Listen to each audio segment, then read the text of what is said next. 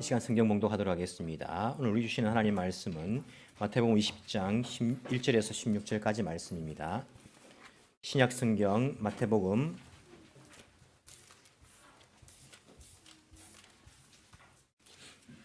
20장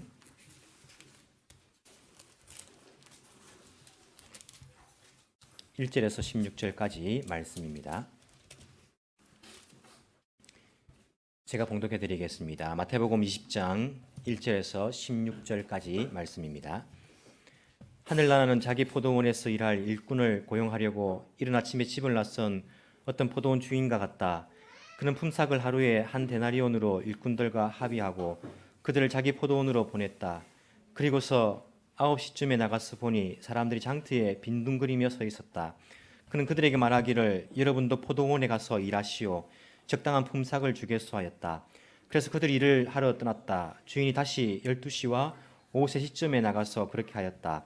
오후 5시쯤에 주인이 또 나가 보니 아직도 빈둥거리고 있는 사람들이 있어서 그들에게 왜 당신들은 온종일 이렇게 하는 일 없이 빈둥거리고 있소 하고 물었다. 그들이 그에게 대답하기를 아무도 우리에게 일을 시켜주지 않아서 이러고 있습니다 하였다. 그래서 그는 당신들도 포도원에 가서 일을 하시오 하고 말하였다. 저녁이 되니 포도원 주인이 자기 관리인에게 말하기를 일꾼들을 불러 맨 나중에 온 사람들로부터 시작하여 맨 먼저 온 사람들에게까지 품삯을 치르시오 하였다. 오후 5시쯤부터 일을 한 일꾼들이 와서 한 데나리온씩을 받았다.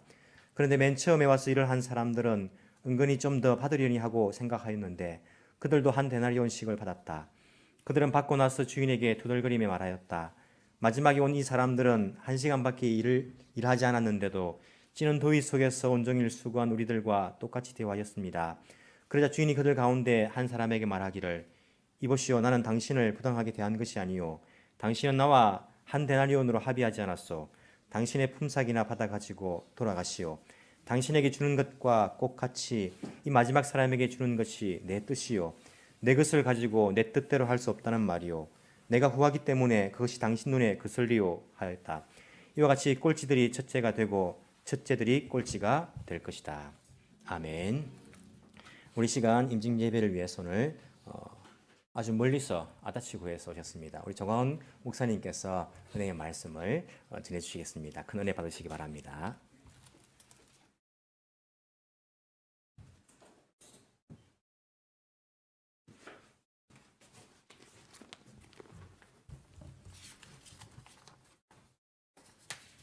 내가 안 올려도 되나 보죠? 이대로 해도. 오랜만에 했으니까 마이크가 어떻게 되는지. 키가 더 큰 것도 아닌데. 오랜만에 반갑습니다. 한 2년 만인가요? 2년 만에 여기서 설교하게 된 것 같습니다. 늘 떠나 있지만은 늘 에덴교회 관심이 많고 또 매주 화요일마다 저희 묵고지마 여기 있습니다. 강가에서 우리 홈레스 전도 저희 교회 사고 있는데 일손이 딸리고 그래서 목사님께 부탁을 해서 우리 같은 또 고진 선교부 팀으로 또 이렇게 사역을 하라는 그런 방침도 있고 그래서 협력해서 지금 매주 여러분들도 참가해 주고 찬양도 인도해 주시고 또 봉사해 주셔서 늘 감사하게 생각하고 거기 참석하시는 분들은 매주 뵐 수 있어서 반갑습니다. 나머지 분들은 자주 못 뵙습니다만은 여러 가지로 협력해 주셔서 감사하게 이렇게 생각하고 있습니다. 오늘도 이렇게 뜻깊은 임직 예배 제가 올 형편이 못 됐는데 지난달에도 일본 교회 또 하는데 특별 집회가 있어서 갔다 오고 됐어요. 매달 빠지게 돼서 성도들에게 미안해서 좀 힘들겠다 그랬는데 그래도 목사님 책임져셔야 안 되겠습니까? 그래서 목사님 그래서 시간을 내서 오게 됐습니다. 만나 뵙게 돼서 반갑게 생각합니다. 오늘 예배 드리니까 찬양도 또 이렇게 하는 거 새롭고 역시 젊은 분이 하는 것도 좀 신선하고 그런 것 같습니다. 그러니까 전임 목사는 늘 신경이 쓰입니다. 전임보다 더 잘하면 안 되는데 신경이 쓰입니다. 조심해야 되니까. 저도 거기 가서 무척 조심합니다. 뭘 자꾸 바꾸면은 또 전임을 다 부인하는 것 같은 느낌도 들고 또 보면 또 바꾸고 싶은 부분이 있는데 확 바꾸면은 또 신경이 쓰이고 또 그런 게 있거든요. 그래서 이번에도 아프리카 가신 전임 목사님 1년 만에 오셨는데 막 교회 막 뜯어고친 것도 있고 그렇거든요. 여기 있을 때는 모르는데 다른 데 가면 그게 보이잖아요. 저는 여기 있을 때 모르는데 새로 오신 분은 뭐가 보이는 것처럼 그래서 뭘 바꾸기도 하고 막 이렇게 하니까 그 목사님 오셔서 둘러보는데 신경이 많이 쓰이더라고. 그래서 또 새로운 분위기로 또 새 임직식을 맡게 해서 감사합니다. 제가 아다치 교회 가서 이렇게 보니까 전임 목사님께서 수고를 많이 하셔서 일꾼들도 많이 세워 놓으시고 그래서 제가 2년이 있었습니다만은 정말 제가 목회에 협력을 잘 해줬었어요. 일본 분들도 그렇고 한국 분들도 그렇고 그래서 여기 있을 때보다 얼굴이 더 좋아요 제가. 그래서 참 전임 목사님에게 제가 참 감사하게 생각하고 있습니다. 뭐 특별히 할 게 없습니다. 제가 알아서들 다 하고 이러니까 그러고 나서 가만히 생각하니까 에덴 교회는 어떨까 알아서 잘 하고 있을까. 후배 목사님 보기에 어떤 때는 미안할 때도 있고 일꾼도 제대로 못 세워놓고 막 이렇게 젊은 분이 오셔서 이렇게 새롭게 말 하려면 힘들겠다 이런 생각이 들기도 하고 그런 생각도 많이 들었습니다. 그래서 에덴 교회 오래 계셨던 분들은 잘 하셔야 제가 칭찬을 받습니다. 여러분들이 오늘 세움 받는 분들도 잘 하셔야 되지. 안 그러면은 속으로 그럴 거 아닙니까? 겉으로는 말 못하지만 아유 조 목사님 사람을 이런 사람들을 모아가지고 이렇게 골치 아프게 이런 내가 할 거 아닙니까? 그러니까 여러분들이 잘 하셔야 저가 전임 목사님에게 감사하는 것처럼 감사겠죠. 감사겠죠. 교회의 직분자 이렇게 뭐 특별히 장로나 안수집사 권사를 세운다는 것은 참 귀한 일이고 교회로서도 참 귀한 일이고 개인적으로도 굉장히 축복스러운 일입니다만은 이 직분자를 세우는 것이 축복이 되지 못하는 경우가 많이 있습니다. 이게 축복이 되지 못하고 교회의 시험이 되고 개인들도 넘어지기도 하고 또 주변에 있는 사람들도 넘어지기도 하고 그렇습니다. 저희 에덴 교회도 옛날에 한 10몇 년 전에 임직식을 했는데 그 권사님 그만두고 교회 떠났잖아요. 1년도 안 돼서. 차라리 안 세웠으면 교회를 안 떠났어요. 안 세웠으면. 세우고 떠나고 집사가정 한 분이 임직식 날 시험 들어가지고 교회를 떠났어요. 임직식 날 시험 들어가지고. 그거 다 말할 수가 없습니다. 여러분들. 그래서 임직식도 제대로 해야 되고 임직을 받는 분이나 세우는 분들이나 마음의 자세가 제대로 돼 있지 아니하면은 이게 축복이 되지 않습니다. 축복이 되지. 그래서 봉사하는 것보다 더 중요한 것은 봉사자의 마음이 더 중요합니다. 세우는 사람들의 마음이 더 중요한 것입니다. 제가 많은 사람들을 보면서 막 교회에 뭘 일하려고 설치는 사람들이 있어요. 내가 볼 때는 그분은 일 안 하는 게 나을 것 같은 사람이에요. 그러니까 일하는 자세가 안 되는 거예요. 그러니까 일하는 자세가 더 중요하지 일하는 게 중요하지 않습니다. 내가 안 하면 안 된다 이런 생각이 있는 사람들이 있어요. 그리고 체질적으로 막 뭘 움직여야 되는 사람이 있어요. 체질적으로 뭘 자꾸 해야만 그래야 만족을 느끼는 사람들이 있어요. 근데 봉사하는 자세가 되지 않으면은 본인도 시험 들고 주변 사람들도 시험 드는 경우가 참 많습니다. 그래서 오늘 본문은 봉사자들이 정말 가져야 될 그러한 자세를 잘 가르쳐 준다고 생각하고 있습니다.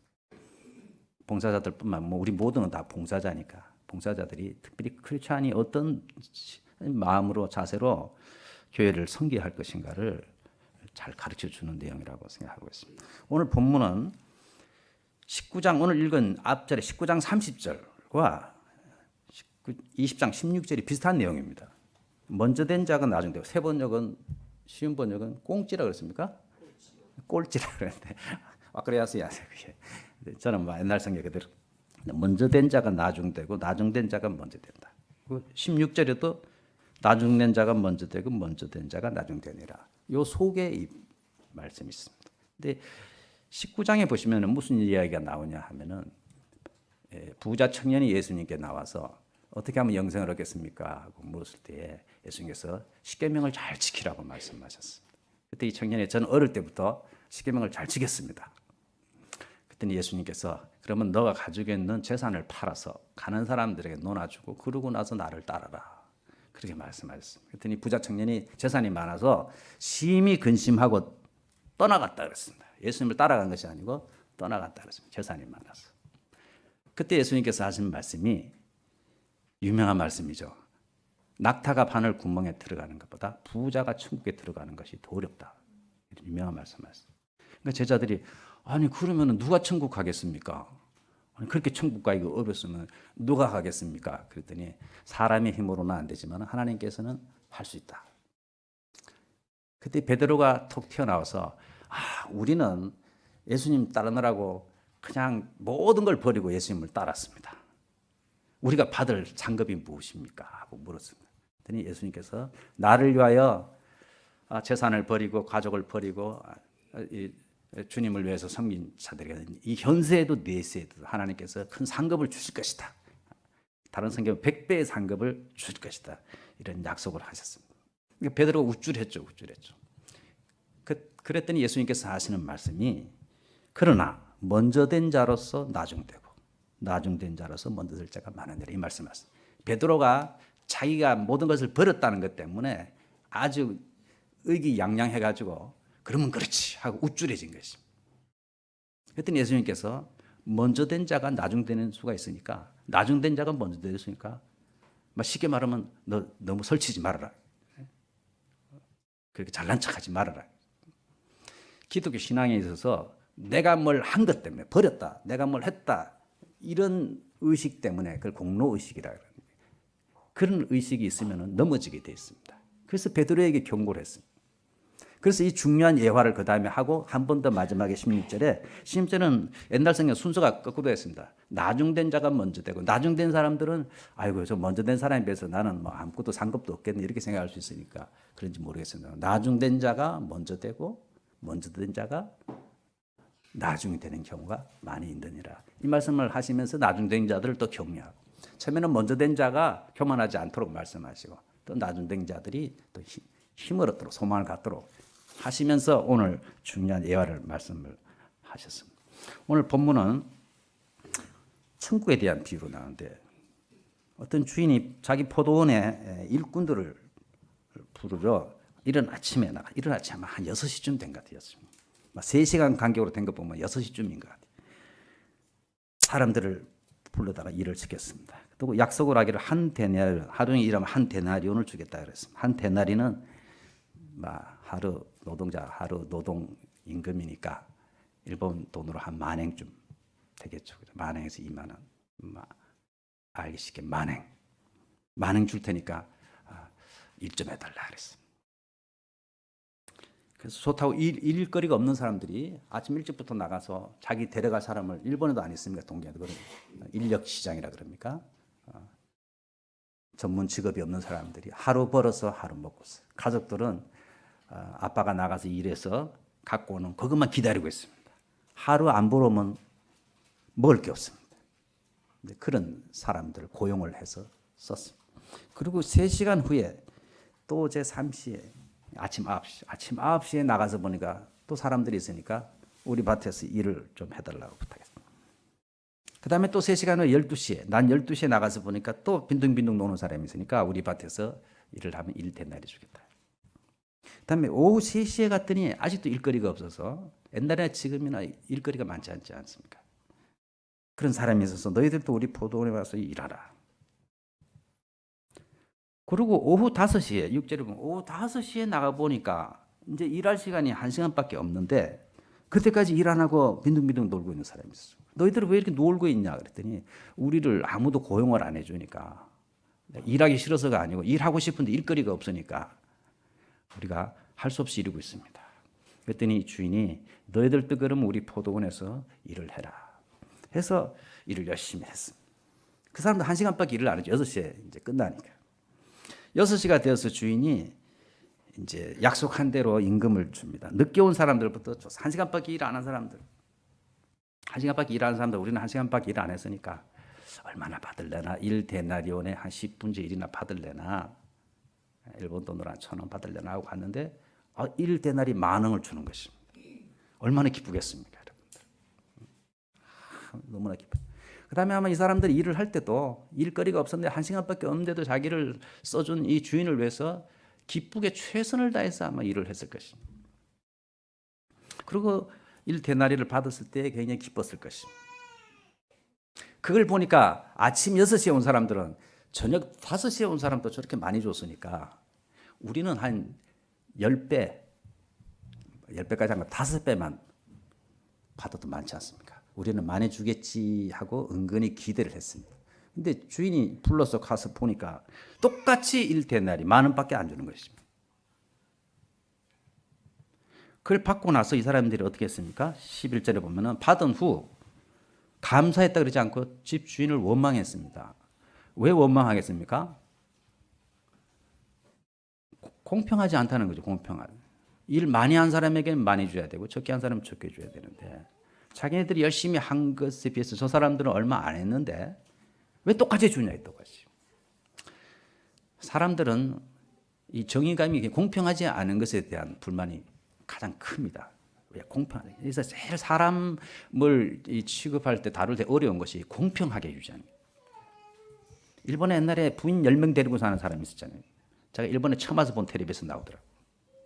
여자 6, 합법적인지는 합법적으로 안 되겠다. 10명을 데리고 사는데 여자분들에게 인터뷰를 하니까 불만이 전혀 없대요.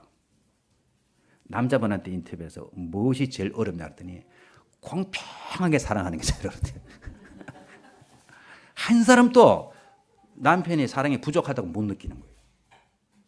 근데 남편이 인터뷰하니까 그게 너무너무 힘들대요. 이렇게 분명히 이때 더 좋아하는 사람이. 근데 그거를 표시를 안 내면서 공평하게 사랑을 주는 것이 그게 너무너무 힘들대요. 사람들은 좀 불공평한 대우를 당한다 싶으면 못 견딥니다. 못 견뎌요. 특별히 자기 이익과 관계되는 걸 당하면 사람들은 못 견디는 것입니다. 우리가 이렇게 늦게까지 아침부터 땡볕에서 늦게까지 일했는데 1시간밖에 서늘한 데서 1시간밖에 일을 안 한 사람하고 어떻게 똑같이 취급을 하는가? 이건 있을 수 없다. 화가 났다. 이해가 되지 않습니까? 그렇죠? 이 화를 내는 사람 당연히 이해가 됩니다. 그때 주인이 한 사람에게 말하기를 13절에 보시면은 나는 잘못한 것이 없다, 친구요. 원래 내가 당신과 약속을 할 때 하루 종일 일하면 1데나리를 주겠다고 약속을 했다. 나는 약속을 잘 지켰고 그 다음에 너희들에게 약속 어긴 게 잘 줬고 그 다음에 늦게 온 사람한테 내가 그렇게 한 것은 내가 착한 일을 한 것이지 내 긍휼히 여겨서 내가 한 이 착한 일 때문에 너희들이 질투하는가? 아니면 내가 하는 일이 그렇게 못마땅한가? 이것은 내 돈을 가지고 내 뜻대로 쓰는 것에 대해서 너희들이 왈가왈부할 그런 일이 아니다 이것은. 만약에 너희들이 약속한 돈을 못 받았으면 원망해도 되지만 약속한 대로 다 줬다 이거죠. 근데 왜 다른 사람에 대해서 내가 선처를 베푸는 것에 대해서 너희들이 그렇게 불만을 품느냐 이렇게 말했습니다. 그러고 나서 이와 같이 나중된 자가 먼저 되고 먼저 된 자가 나중되느니라 이런 말씀을 예수님께서 하셨습니다.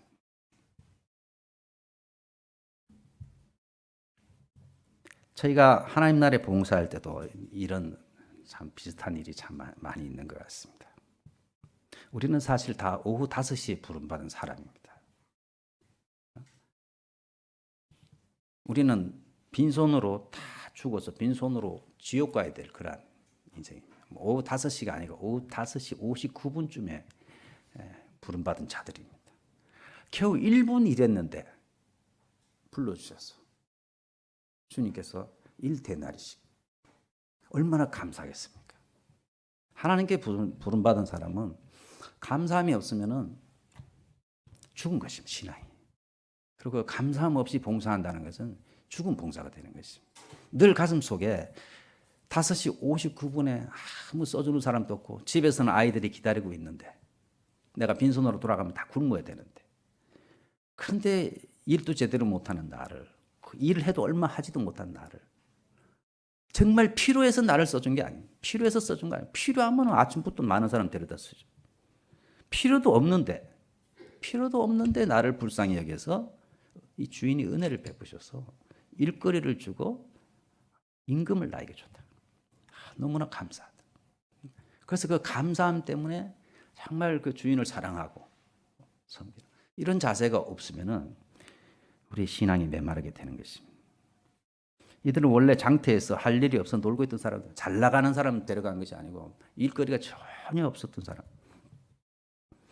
디모데후서 1장 9절에 하나님이 우리를 구원하사 거룩하신 소명으로 부르시면 우리의 행위대로 하심이 아니요 오직 자기의 뜻과 영원 전부터 그리스도 예수 안에서 우리에게 주신 은혜대로 하심. 하나님께서 우리를 부르신 것은 우리의 행위대로 한 것이 아니에요. 우리가 뭘 잘했기 때문에 잘났기 때문에 한 것이 아니고 오직 하나님의 뜻과 예수 그리스도께서 우리에게 주신 은혜로 말미암아서 우리를 구원해 주셨다. 그리고 우리에게 사명을 주셨다. 이렇게 말씀하고 있습니다. 그래서 이 은혜가 5시 59분에 아무 쓸 짝이 없는 나를 하나님께서 웬일인지 나를 택하시고 사랑해 주셔서 예수 그리스도의 고귀한 피를 흘려서 나를 구원해 주신 이 은혜가 사라지면은 뭐가 생기냐 하면은 오늘 일찍 온 사람들 같은 마음이 생깁니다. 공로 의식이 마음속에서 막 생깁니다. 내가 이렇게 했는데 내가 이렇게 했는데 은혜가 사라지면은 이 기득권 의식이 생깁니다. 자기가 한 것을 자꾸 내세우고 자꾸 불공평한 그런 의식을 가지고 불만이 생기기 시작합니다. 그래서 오늘 임직받는 분도 마찬가지입니다만은 제일 중요한 것이 은혜를 회복하는 것만큼 중요한 것이었습니다. 정말 내가 은혜로 세움받았다 하는 거, 은혜로 오늘 살고 있다는 이것을 잊어버리면은 반드시 시험에 들게 돼 있습니다. 교회에서 자주 말씀드립니다만 시험 드는 자 어느 교회 가도 마찬가지입니다. 제가 지금 있는 교회도 마찬가지지만 시험 드는 사람은 교회 대충 다니는 사람은 절대 시험 들지 않습니다. 1년에 한두 번 절기에 교회 오는 사람은 절대 시험 드는 법이 없습니다. 관심이 없으니까. 근데 누가 시험 드냐 하면은 교회를 열심히 하는 사람들이 다 시험에 듭니다. 근데 열심히 하는데 왜 시험에 드는가? 은혜가 떨어지는 거였어요. 공로의식이 생깁니다. 내가 그래도 이렇게 했는데, 이 교회에서 내가 이렇게 했는데, 이런 것이 있으면은요, 반드시 시험에 듭니다. 시험에 들면은 첫 번째 나타나는 증상이 뭐냐면 말이 많아집니다. 입이 굉장히 중요합니다. 그래서 교회 회계나 중직자들 세울 때 계산은 잘 못해도 돼요. 입이 무거운 사람이세요. 어느 교회는 회계를 세워놨더니 누구 집사가 뭐 얼마큼 헌금했다 이런 거 다 그냥 퍼뜨리고 회계가. 그래서 막 교회가 시험에 들고 그러지 않습니다. 회계는 입이 무거워요. 입이 무거워요. 중직자들도 마찬가지죠. 재주가 좋은 것보다 입이 무거워요. 그러니까 은혜가 떠나면은 입이 움직이기 시작합니다. 좋은 말이라도요, 너무 많이 하면은 이게 좋지 않습니다. 올바른 말도 너무 많이 하는 게 좋지 않습니다. 한 번쯤 하는 게 좋습니다. 잘 자기 자신을 살펴보셔야 합니다. 은혜가 떨어지면은 말이 달라져요. 많아지고 달라집니다. 거칠어지고. 그 다음에 부정적인 말이 자꾸 나가요. 근데 본인은 올바른 걸 한다고 생각을 합니다. 자기는 올바른 바로 잡으려고 한다고 그렇게 생각을 해요. 그게 마귀의 교면력이에요. 마귀 교면. 내가 이만큼 헌신했는데 왜 이 정도밖에 안 알아주느냐 이런 공로의식이 있습니다. 내가 이만큼 이 교회에 개척 때부터 있었는다든지 내가 헌금을 얼마나 하는지 내가 얼마나 뒤에서 수고하는데라든지 근데 그걸 왜 못 알아주지? 이런 게 있으면은요 본문에 오늘 먼저 온 사람들처럼 불평을 말하게 돼 있어요. 옛날에 이 교회 있을 때가 한번 이 예화를 든 것 같은데요. 이솝 우화 중에 연못에 있는 개구리가 하늘을 나는 새를 보니까 너무너무 부러웠어요. 정말 하늘을 나도 한번 날고 싶다. 개구리가 하늘을 날 수가 있어야죠. 근데 이 개구리가 탁 번뜩이는 아이디어가 떠올랐어요. 그래서 개구리가 하늘을 나는 새에게 부탁을 했어요. 이 나뭇가지 한 부분을 내가 입으로 물 테니까 당신이 그 발로 그 한쪽 다른 쪽을 이렇게 꽉 집어서 날아가면은 내가 꽉 물고 있으면은 나도 같이 날 수 있지 않겠는가. 근데 새가 그거 괜찮다 그 정도야 내가 도와주지. 그래가지고 나뭇가지 한쪽 끝을 개구리가 물고 다른 한쪽은 새가 이제 다리로 꽉 잡고 날랐습니다. 그러니까 밑에 나머지 개구리들이 보니까 자기 동료 개구리가 하늘을 날아다니니까 너무너무 놀란 거예요. 야, 어떻게 하늘을 딱 날아다닌다. 저걸 어떻게 생각했지? 기가 막힌 생각이다. 근데 날아가면서 이 개구리가 말하고 싶은 중에 내가 생각한 아이디어니까. 근데 내가라고 말하면 떨어 죽거든요. 말하고 싶은데 말을 못하고 있는데 자꾸 밑에서 야, 누가 저 기막힌 생각을 했을까? 저렇게 하늘을 날아다니니. 근데 더 다 듣다가 못 견뎌가지고 내가 이렇게 외친 것이 어떻게 되겠습니까? 내가 하는 순간에 입을 놓으니까 밑으로 떨어져가지고 그냥 죽어버린 것입니다. 그게 바로 이 내가 의식 가진 사람, 공로 의식 가진 사람의 모습이라는 것입니다. 이게 교만한 자의 모습이고 내가 했다는 것을 내세우고 싶어하는. 근데 성경을 보면은 내가 하는 순간에 다 죽습니다. 내가라는. 근데 제가 여러 교회를 다니면서 여러 사람을 봅니다만은 제일 힘든 것이 이 내가가 없어지지를 않아요. 여러분 생명에 살면서 에고, 고린도교의 제일 문제가 에고. 그게 안 없어지는 거예요. 그게 안 없어져.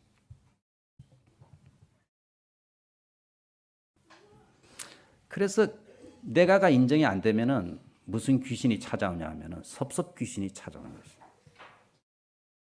섭섭. 교회 와도 섭섭하고 남들은 다 찬양하는데도 허전하고 섭섭하고 왜 나를 인정을 못 해줄까? 내가 얼마나 했는데.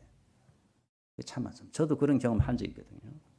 제가 옛날에도 말씀드렸지만 이 강 건너에 동경 성소교회 건물 구입할 때 정말 그때 우리 교회 중소기업은행 지점장님 계실 때 다 내가 소개했거든요. 해서 이자도 낮게 해가지고 융자를 받았어요. 그래서 우리 건물이 없을 때 먼저 구입을 했어요. 그 입당시 때 제가 갔는데 여러 사람에게 그 중소기업 과장도 나와서 표창 받고 다 했는데 조광훈 목사 말을 한마디도 안 해주더라고. 내가 다 소개하고 거기까지 데려가서 지점장님 그때 있었잖아요. 다 소개하고 그 융자가 안 될 걸 다 되게 싼 이자로 지점장이 그런 고난이 있더라고. 어느 정도까지 싸게 하는 거 다 해서 근데 당일을 예배 드리는데 그래도 한마디를 할 줄 알았어. 그래도 조광훈 목사가 수고를 많이 해줘서 이렇게 됐다고. 근데 엉뚱한 사람들 다 그거 하고 끝날 때까지 한마디도 안 하더라고. 그래서 목사인 저가 시험에 들었어 그때. 아니 세상에 이럴 수가 있냐? 어떻게 내가 가장 크게 기여를 했는데 나는 예배 끝나는 때까지 은혜가 하나도 안 되는 거예요. 은혜가 하나도 안 되고, 막 그냥 화가 막. 지금 이게 십몇 년이 지났는데 아직도 남아 있어요. 그래서 그게 인간이 섭섭한 것이 얼마나 무섭고 오래 간다는 걸 알았어요. 늘 섭섭하고 그래요. 섭섭하고. 왜 그걸 못 알아줄까? 사실 다른 사람보다 나를 제일 먼저 말해줬어야 되는데. 이게 섭섭한 게 있더라고요. 섭섭한 게. 그것이 바로 공로의식이라는 것입니다. 신앙생활을 할 때 이 공로의식이 우리를 얼마나 넘어뜨리는지 모릅니다. 옛날에도 한번 예를 든 것 같은데 한국에 여러분 가시면 그 전북 김제에 있는 금산교회를 꼭 방문하시길 바라겠습니다. 그 교회 우리나라 제가 볼 때는 한국 기독교 역사상 그렇게 아름다운 이야기가 없어요. 그리고 모든 직분자들, 봉사자들이 가져야 될 태도를 너무너무 이론적으로는 쉽지만 실제로 그렇게 사는 사람은 잘 없어요. 그러니까 조덕삼 장로와 이자익 목사 이야기는 너무너무 한국 교회에 있어 자랑스러운 이야기입니다. 순교자들은 까짓것 하고 그냥 한번 들어주세요. 순교하는 건 내가 볼 때 힘들긴 힘들어도 어떻게 보면 그렇게 어렵지 않은 것 같아요. 그냥 총 빵 맞고 죽으면 되니까. 신앙을 위해서. 순교보다 저는 더 어려운 것이 일상생활 가운데서 봉사자가 공로의식을 버리고 꾸준히 주님의 교회 섬기는 것이 더 힘들다고 생각하고 있어요. 근데 이 조덕삼 장로와 이자익 이 이야기는 이자익 씨라는 분은 6살 때 부모를 여의고 고생을 하다가 너무너무 먹고 살기 힘들어서 그때 경상도에서 남해에서 태어났는데 전라도 김제는 아주 곡창지대라고 합니다. 거기에 먹을 것이 많다는 소문을 들어서 걸어서 찾아갔어요. 근데 그 김제에 사는 부자가 있었는데 그 사람이 조덕삼이라는 부자가 있었어요. 그래서 그 부잣집에 찾아가서 먹을 것만 준다면은 제가 무엇이든지 할 테니까 머슴으로 좀 사용해 달라고 부탁을 했어요. 그래서 이 조덕삼 씨가 보니까 자기보다 12살 어린데 이 사람이 쓸만하게 보여요. 그래서 자기 집에 머슴으로 고용을 했어요. 말들을 돌보도록 하면서 집에 여러 가지 일들을 시켰어요. 근데 이 사람이 보니까 굉장히 똑똑하고 천자문을 이렇게 오고 가고 들으면서 천자문을 그냥 다 익혀버리고 그래서 똑똑하다는 걸 알고 자기 아들을 공부하는데 같이 공부를 시켜줬어요. 그때에 미국 선교사 한 분이 그 데이트라는 선교사가 그 지역에 선교를 하러 왔다 갔다 하는데 머물 곳이 없으니까 가장 부잣집 이 집에 부탁을 해서 사랑방을 빌려가지고 오고 가고 거기서 묵었어요. 그러면서 그 일대의 선교 활동을 이렇게 했는데 이 조덕삼 씨가 보니까 미국이란 나라는 잘 사는 나라라고 들었는데 왜 우리나라 같은 이런 시골에 와가지고 이 고생을 하고 다니십니까? 하고 선교사에게 물으니까 선교사가 뭐냐 하나님의 특별한 사랑 때문에 내가 우리 조국을 떠나서 이곳에 와서 복음을 전하기 위해서 수고하고 있다고. 그랬더니 이 조덕삼 씨가 굉장히 감동을 받았어. 어떻게 이 먼 나라에까지 와서 이렇게까지 참 하나님의 사랑을 전하려고 애를 쓰는 거예요. 그래서 자기 집을 제공합니다. 그때부터 우리 집에서 그냥 예배를 드리십시오 하면서 자기도 예배에 참석하고 이자익 머슴도 데리고 같이 이렇게 예배를 드렸습니다. 한 3년쯤 됐을 때에 이 선교사가 데이트 선교사가 한 100명, 150명쯤 모였을 때에 아무래도 자기는 다른 지역을 많이 돌아다녀야 되니까 이 교회를 책임지고 자기가 없을 때 설교도 하고 할 장로를 한 사람이 있어야 되겠다 해가지고 투표를 했어요. 근데 두 사람을 후보로 세웠는데 이 조덕삼 씨하고 그 집의 머슴 이자익을 세운 것이. 이자익이 워낙 열심히 하니까. 그래서 사람들은 다 그렇게 세워도 당연히 조덕삼 씨가 될 줄 알았어. 그 지역에 제일 부자고 또 사람이 좋은 사람이고 인격적이고 교회 충성하고 그 다음에 신분적으로 보다 그분은 양반이고 이자익 씨는 쌍놈이고 그 당시에만 하더라도 신분이 뚜렷한 유교 색이 강한 그때였는데 당연히 이 조덕삼 씨가 될 줄 알았어요. 근데 막상 투표를 하니까 조덕삼 씨가 떨어지고 머슴이 된 거예요. 머슴이 장로가 된 거예요. 그러니까 교회 분위기가 막 일순 이상하게 되고 술렁술렁한 거예요. 그리고 데이트 선교사도 미국 본부에다 편지를 쓰기를 우리 교회에 큰 시험거리가 생겼습니다. 그래서 그 내용을 쓴 편지가 있습니다. 근데 투표가 끝나고 나서 이 조덕삼 씨가 일어나가지고 뭐라고 말을 하냐면은 우리 금산교회 성도들은 참으로 훌륭한 일을 했습니다. 저희 집에서 일하는 이 자익은 저보다 신앙의 열의가 대단합니다. 그를 뽑아주셔서 참으로 감사합니다. 이 장로님을 모시고 우리 하나님 나라에 충성합시다. 이런 말을 앞에 나와가지고 진심으로 한 것입니다. 그냥 하는 거하고 진심으로 하는 건 얼굴 보면 알지 않습니까? 마음으로부터 우러나서 자기 종인데 장로를 세우고 자기는 그 밑에서 협력하면서 하겠습니다. 그러니 여러분들 우리 이자익 씨를 도와서 참 충성합시다. 이렇게 한마디를 딱. 당사자가 그 말을 해주니까 교회가 진정이 된 것입니다. 그리고 3년 후에 이 조덕삼 씨도 장로로 이제 뽑힙니다. 장로로 뽑혀서 충성을 하는데 놀라운 일은 가만히 조덕삼 씨가 보니까 이자익 이 청년이 굉장히 지혜롭고 신앙이 깊으니까 장로로서뿐만 아니고 목사로 세워야 되겠다 이런 생각을 한 것입니다. 그래서 고뇌에서 선교사에게 부탁을 해가지고 평양신학교에, 그 당시에 평양신학교에 보냈습니다. 그리고 그 모든 비용을 이 조덕삼 씨가 다 댄 것입니다. 일체 비용을 다 지불했어요.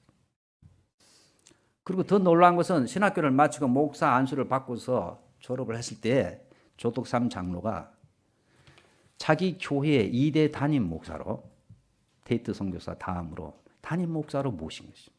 여러분 쉽지 않습니다. 그 당시 사회에서, 유교 사회에서 자기 종으로 있던 사람, 나이도 10몇 살이나 어린 사람을 먼저 장로로 세우고 또 신학교까지 보내서 다른 교회로 가라까지 나도 하겠어. 근데 다시 모셔서 자기 교회 담임으로 모신다는 것은 이거 보통 일이 아닙니다, 여러분들. 실제로 있었던 일입니다. 그래서 자기 교회 담임 목사로 모셔서 충성했는데 이자익 목사가 참 헌신해서 대한예수교 장로회 총회장을 3번이나 했습니다. 그 당시.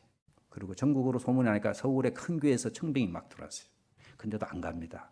안 가고 그 당시에 정부에서 부 대통령이 장관직을 좀 맡아달라고 이렇게 청이 들어갔는데 그것도 거절합니다. 그것도 거절하고 안 갑니다. 저는 그런 데서 청이 오면 갈지도 모르겠어요. 근데 안 갑니다. 시골 교회를 떠나지 않고 묵묵히 거기서 봉사합니다. 그리고 많은 세월이 흘러고 그분도 돌아가시고 목사님도 장님도 다 돌아가셨는데 그 조덕삼 장로의 손자가 누구냐면은 조세영 국회의원입니다. 조세영 씨. 2001년부터 4년까지 주일 일본 대사로 있었던 분입니다. 여기 대사로 와 있었어요.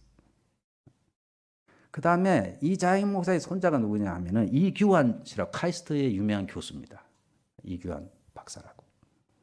이분들이 대전 그 신학교, 장로의 신학교 기공식 하는데 참석을 했는데 이규환 씨가 그 자리에서 조세영 씨한테 큰 절을 하면서 사람들에게 소개하기를 당신의 할아버지가 없었더라면은 오늘날에 저는 없었습니다.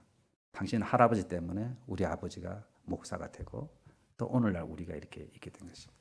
너무너무 그 은혜를 감사합니다 하고 많은 사람들이 보는 앞에서 공개적으로 큰 인사를 했어요. 감사 인사를 했어요. 이것이 한국 교회에 제가 볼 때 가장 아름다운 참 봉사자로서 가져야 될 모습을 이자익 목사도 그렇고 조덕삼 장로도 그렇고 정말 하기 어려운 일입니다. 참 이렇게 보여줬어요. 그래서 한국 교회의 큰 아름다운 유산을 영적인 유산을 남겨줬습니다. 지금도 그 교회가 문화재로 지정이 돼서 이 조덕삼 장로가 기증한 헌금에서 기역자 교회가 있습니다. 그때 남자 여자가 같이 예배를 못 드니까 기역자로 해가지고 이쪽은 여자 반, 이쪽은 남자 반. 이렇게 목사는 그 코너에 이렇게 서서 말씀을 전해요. 그 교회가 그대로 지금도 남아 있습니다. 그래서 한국 가시면은 서울 같은 데만 가시지 마시고 시간 되시면은 금산교회를 꼭 가면 이런 자료들이 다 거기 있다고 이렇게 합니다. 얼마나 아름다운 이야기인지 모르겠습니다. 우리가 참 봉사자로서 당연히 이와 같은 참 겸손하고도 진실한 이런 자세들이 정말 필요하다고 생각하고 있습니다. 우리는 빈손으로 돌아가야 마땅한 인생입니다만 하나님께서 5시 59분이나 됐는데 우리를 불러주셔서 하임날의 일꾼으로 섬기시도록 그런 귀한 은혜를 베풀어 주셨으니 얼마나 감사합니까. 그래서 저희들은 항상 잘못된 의식들, 생각들을 항상 버리고 일하는 게 중요한 것이고 사람이 생각이 중요해요. 영어에도 그런 말이 있습니다. doing보다 being이 중요하다. to do보다 to be가 중요해요. 뭘 한다는 것보다 어떤 사람이 되어야 하는 것이 더 중요한 것입니다. 그래서 어떤 사람은 일을 하나도 안 해도요. 가만히 있기만 해도 은혜스러운 사람이 있어요. 어떤 사람은 일을 열심히 하는데 상처만 주는 사람이 있어요. 덕을 못 세우고. 놀라운 일이죠. 마음의 자세가 제대로 되어 있으면 아무 일을 안 하는 것 같아도 좋은 영향을 끼칩니다. 그냥 있기만 해도 향기가 나는 사람이 있습니다. 그래서 이런 제대로 된 마음 자세를 가지고 직분에 임한다는 것이 얼마나 중요한지 모르고 주변 사람들도 마찬가지라고 생각하고 있습니다. 그리고 교회의 직분은 명예직이 절대 아닙니다. 교회 직분은. 그런데 교회 안에도 이런 것이 침투해가지고 서리 집사 다음에 안수의 집사 되고 안수의 집사 다음에 장로 되고 이걸 무슨 계급으로 생각하고 있습니다. 그래서 회사에 무슨 과장 다음에 부장, 부장 다음에 무슨 전무 이런 식의 이 사고 방식이 머리에 있어가지고 그래서 무슨 명예 비슷하게 뭐 그거 안 하면은 뭐 무슨 출세 못하는 것처럼 이런 이상한 생각들이 교회 안으로 지금 많이 들어요. 우리나라의 유교적인 사상 때문인지 모르겠지만은 제가 일본 교회에 있다 보니 일본 교회는 그런 게 전혀 없어요. 저희 교회 같은 경우에 예를 들어서 장로도 2년 임직입니다. 2년 딱 끝나면 장로가 아닌 것입니다. 그리고 부를 때 장로라고 안 부릅니다. 평소에도 도민화가 이렇게 상으로 부르지. 장로는 그 하는 직책을 말하는 것이지 우리는 그 사람 자체를 죽을 때까지 장로님으로 불러. 그죠? 죽을 때까지. 그 사람이 무슨 일을 하는 것보다 그 직을 중요시. 우리나라는 유교 정신이 강해가지고 그 직이 아무것도 아닌데 사실 그 직이 없어도 더 많은 봉사를 얼마든지 할 수 있는데 사실 그렇지 않습니까? 무슨 꼭 직분이 있어야 일을 할 수 있습니까? 직분은 마음 놓고 엔요 시나이데 일하라고. 안 그러면 저거 너무 설치네 이런 말 하니까 직분을 줘서 허가받은 종이라. 허가받은 종. 섬기라고. 허가받은 종이잖아요. 근데 이거를 명예직으로 생각을 해가지고 사람들의 머릿속에 그런 것들이 너무 많이 남아있어요. 근데 일본 교회는 보니까 거의 그런 게 없어요. 저희 교회 같은 경우. 2년 후에는 로테이션으로 이렇게 돌아가면서 이렇게 하고 그다음에 장로라고 부르지도 않아요. 그냥 이름만 불러요. 저분은 장로직을 하고 있다는 거예요. 장로직. 그래서 2년 후에 또 이렇게 돌아가면서 바꾸기도 하고. 그래서 이걸 명예직이 아니고 일을 하라고 하나님께 주신 직으로 이렇게 생각을 해야 돼요. 본인들도 그렇게 생각해야 되고 주변 사람들도 그렇게 생각을 해야 됩니다. 그럼 시험 들 일이 없습니다. 호주 같은 경우에 개혁파 교회 우리 목사님 이야기를 들어보니까 장로가 되면요 장로 빨리 그만두려고 난리래요. 왜냐하면 장로가 해야 될 일이 너무 많은 거예요. 직장 갔다 와서 신방을 장로들이 다 한대요. 너무너무 피곤한 거예요. 교회 할 일이. 구역을 나눠가지고 일일이 신방 가야 되고 일일이 돌봐야 되고 그걸 장로들이 다. 목사님은 주로 설교 준비하고 교회 전적인 보고 이 장로들이 돌아가면서 나눠가지고 다. 그러니까 장로님들이 그 기간 빨리 마치려고. 물론 보람된 일입니다만 너무너무 힘이 드니까. 근데 우리나라는 장로가 그게 아니고 관리직이라는 생각이에요. 뭐 교회 중요한 걸 결정하고 뭐 관리하고 간섭하고 이런 의식이 강해가지고 한 번 장로 되면 안 놓칠래. 그래서 근본적인 생각을 여러분들이 바꾸지 아니하면요. 오늘 뭐 임명하는 거 별로 의미 없습니다. 이런 거. 뭐 마음 자세가 제대로 되고 섬기려면 내가 본인들도 그래요. 내가 집사가 권사가 아니라도 섬기 이런 마음이 있어야 되고 다른 분들도 그런 마음을 이렇게 가지고 있어야 돼요. 특별히 오늘 임직 받는 여러분들이 특별히 부탁하고 싶은 것은 아까도 말씀드렸지만 중직자는 특별히 입이 무거워야 된다. 입이 무거워야 되고 아내들에게도 말하면 안 돼. 여자들은 말을 잘하기 때문에 중요한 결정은요. 입이 무거워야 돼요. 그리고 할 말이 있으면 공식적인 석상에서 하고 뒤에서 이러쿵저러쿵 말하면 안 돼요. 뒤에서 이러쿵저러쿵. 그러니까 다 돌고 돌아서 귀에 들어거든요. 잘 들어 말이 중요해요. 또 하나는 교회가 중대한 시기에 교회가 정말 어려운 시기라든지 할 때 중직자들은 앞장서서 책임을 져야 됩니다. 중직자들이 총대를 내야 돼요. 중직자들은 그 정도 각오를 해야 돼요. 중직자들은 중요한 시기에 중직자들이 생명을 걸어야죠. 생명을. 그 다음에 목사의 좋은 보필이 돼야 돼요.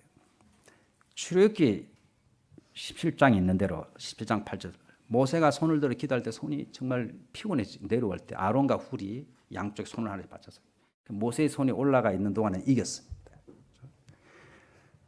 중직자들이 해야 될 일이 여러 가지 있지만 목사님이 말씀과 기도에 전념하고 편하게 목회할 수 있도록 그 부족한 부분을 채워주는 것이 내가 볼 땐 가장 중요한 것 같아요. 사도행전 6장에도 7 집사를 세운 이유도 그러합니다. 그런데 목사님을 도와야 될 한국의 장로들이 목사님을 너무 괴롭혀가지고 목회를 못하게 만들어. 웃기는 이야기죠. 그렇죠? 물론 목사가 태도 안 한 짓을 하면은 그거는 말도 안 되죠. 그러나 생각이 다르고 이럴 경우에 어떻게든지 협력하고 목사님이 편하게 결정할 수 있도록 중직자들이 딱 막아서서 그걸 해줘야 되는데 지금 그렇지가 않은 거예요. 지금. 저도 이 교회에서 뭐 장로님들도 여러분 거쳐가고 있어요. 제가 처음 와서 34살 때 제주교회 참석할 때 제가 크리스마스 때 선물을 좀 줍시다. 근데 부목사는 할 필요 없습니다. 부목사도 해야죠. 부목사님 안 받으면 우리도 안 받겠습니다. 이렇게 나오더라고요. 뭐 이렇게 또 고지식한 사람들이 항상 있잖아요. 말은 참 멋있는 말이잖아요. 그때 안종원 장로님, 쌍용역 지사장으로 했던 안종원 장로님이 일어나셔서 제가 지금도 새로운 부목사님이 모처럼 그렇게 이런 또 제안을 했는데 우리 한번 따라 줍시다 이러시더라고. 나 지금도 고맙게 생각하고 있어요. 장로님이 참 저보다 나이도 많고 사회적으로나 모든 면에서 뛰어나신 분이 우리 부목사님, 젊은 부목사님이 그래도 이렇게 한번 제안을 했는데 그냥 이렇게 한번 따라 줍시다 그러더라고요. 그 다음에 신문식 장로님, 정기연구소 소장님으로 하게 된 신문식 장로님도 재직회를 할 때 그때도 뭐 내용은 잘 생각 안 돼. 그 장로님이 일어나셔서 이런 말씀하시요. 이 일은 목사님께서 제일 기도도 많이 하셨을 것이고 제일 관심을 가지시고 아마 생각을 하셔서 추진을 한 것 같으니까 저희가 맡기고 한번 기도로 밀어줍시다. 이 이야기를 하시더라고요. 그래서 제가 그때 저보다 나이가 훨씬 많은 분인데 참 겸손하게 이렇게 말씀하시니까 내가 머리가 숙여지더라고요. 지금도 머리가 숙여져. 그리고 주중에 장로님이 저한테 개인적으로 이렇게 그거는 이렇게 하고 이렇게 하는 게 좋겠습니다 하고 아주 기분 좋게 이렇게 조언을 해주시더라고요. 그러니까 기분도 안 나쁘고 저도 참고로 진심으로 말하는 게 전달이 되니까 너무너무 감사했어요. 그래서 참 훌륭한 장로님들이 저희 교회에 이렇게 쭉 거쳐갔습니다. 담임 목사가 목회하는데 도움이 돼야지 방해가 되면은 안 됩니다, 여러분들. 담임 목사가 그것 때문에 신경 쓰고 무슨 안수 집사 무슨 장로 때문에 신경 쓰면요, 여러분들 사람이 신경을 쓰면요 몸도 막 약해지고 설교도 제대로 안 되고, 그러니까 그 사람이 미치는 영향이 모든 교인에게 미치게 되는 거죠. 다른 분과 달리 중직자가 예를 먹이면은 담임 목사는 너무너무 힘든 거예요. 설교 준비하는 것도 그렇고 그 피해가 온 교인에게 가기 때문에. 만약에 담임이 뭐 맨날 놀러나 다니고 뭐 이상한 짓을 하고 그러면은 그거는 중직자들이 막아야죠. 이단 사설을 전한다든지. 그렇지 않는 경우에는 이양 목회하는 게 참 마음껏 할 수 있도록 협력하셔야 돼요. 저는 간지 얼마 안 됩니다만 작년에 새로운 신자가 하나 와서 어느 날 저를 불렀어요. 그분은 집사도 아니고 아무것도 아니고 세례도 안 받았어요. 왜요? 그랬더니 이 옷 여러분들 멋있죠? 요후쿠노 아오야마를 저를 데려가더라고요. 목사님 여기서 옷 좀 고르세요. 내가 옛날에 이 교회에서 농담으로 그랬어요. 넥타이는 많은데 맞는 옷이 없다고. 내가 색깔을 몰라서 안 맞는 게 아니라고 그랬더니 그때 최정희 장로님이 도전을 받으셔요. 그 다음날 전화해가지고 요후쿠노 아오야마 저를 데려가서 양복을 맞춰줬어요.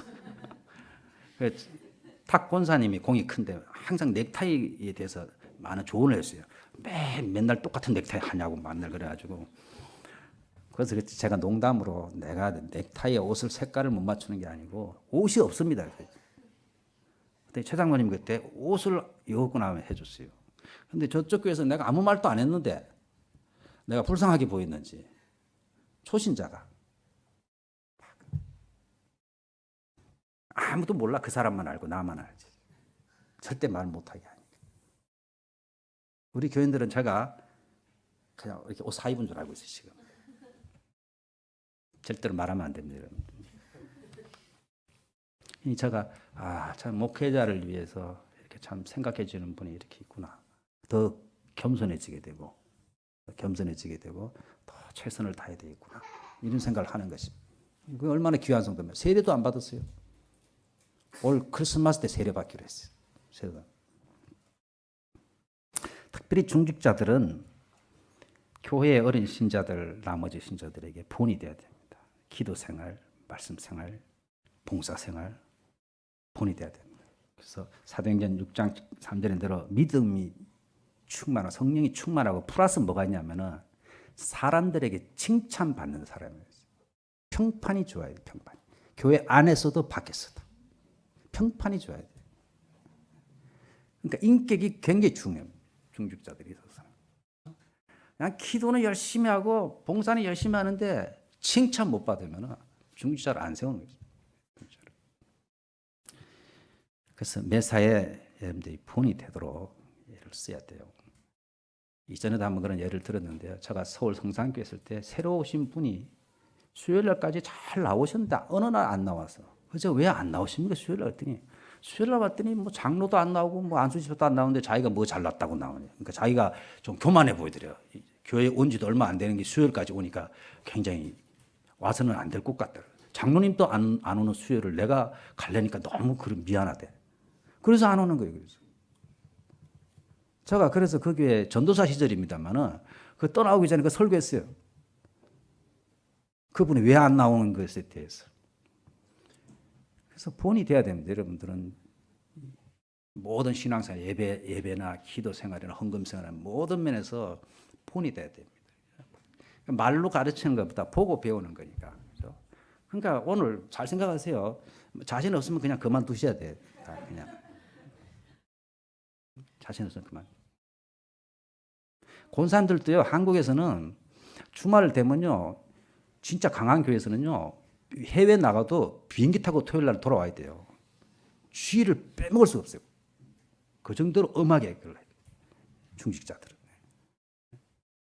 그 정도 그래야지. 나 권사 되는구나, 뭐 안수집사 되는구나, 기분 좋다. 그게 아닙니다. 오늘부터 죽는 거니까 정신 똑바로 차리고 주님의 교회에 책임 있게 섬기셔야지. 책임 있게 섬기셔. 정말 그래서 힘듭니다만은 우리 주님이 기뻐하시는 일에 적극적으로 봉사할 수 있는 기회가 주었으니까 너무나도 고맙고 감사한 일이죠. 그래서 충성하여서 정말 아까 이자익 씨나 조득삼 씨 자녀 찾아 손손 복을 받는 것처럼 그런 복들이 찾아 손손 이어지기를 바라겠습니다. 기도하겠습니다. 살아계신 하나님 아버지, 오늘 에덴 교회에 오랜만에 이렇게 또 안수 집사 권사로 세우는 임직예배를 허락해 주셔서 감사합니다. 정말 주님의 은혜가 사라지지 않도록 주님의 은혜에 감격하여서 겸손하게 주님의 교회에 귀한 일꾼들이 다 될 수 있도록 이 직을 통하여서 개인이 복을 받고 가정이 복을 받고 교회가 복을 받게 하여 주시기를 간절히 소원합니다. 주님의 교회가 든든히 서갈 수 있도록 축복하여 주옵소서. 예수님의 이름으로 기도합니다.